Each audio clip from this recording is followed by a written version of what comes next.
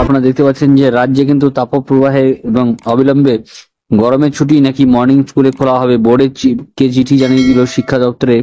বড় আপডেট। কিছুদিন ধরে অল্প স্বল্প বৃষ্টি হলেও কিন্তু গরমের প্রভাব কিন্তু কমছে না। ঢ্যাপসা গরমে কিন্তু একেবারে নাজেহাল কিন্তু উত্তরবঙ্গ থেকে দক্ষিণবঙ্গ।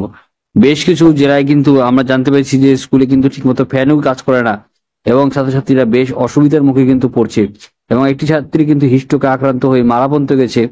এখানে আপনারা দেখতে পাচ্ছেন বিষয়টি এবং স্পষ্টভাবে কথাটি জানিয়ে দিয়ে যাচ্ছি যে বিভিন্ন ডিপার্টমেন্টে কিন্তু এখনো কিন্তু জানানো হয়েছে যে আপনাদের বৃষ্টি কিন্তু এখনো ঠিক মতো স্টার্ট হয়নি সব জায়গায় এবং গরম কিন্তু এখনো চলছে। অল্প স্বল্প বৃষ্টি হওয়ার পর রোদ্দুর উঠলে সেখানে দারুণ ভাবে গরম চলছে এবং 40 থেকে 45 ডিগ্রি পর্যন্ত তাপমাত্রা কিন্তু বাঁকুড়া, বীরভূম, মেদিনীপুর এবং মুর্শিদাবাদ জেলাগুলিতে বেশিভাবে প্রভাব পড়ছে এবং সেখানে মর্নিং স্কুল করা হবে নাকি আবার স্কুল বন্ধ করে দেওয়া হবে সেই সিদ্ধান্ত কিন্তু কয়েকদিনের মধ্যেই জানিয়ে দেওয়া হবে।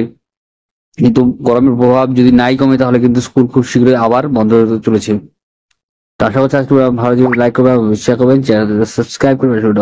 জয় হিন্দ, বন্দে মাতরম, ধন্যবাদ ভিডিওটি দেখার জন্য।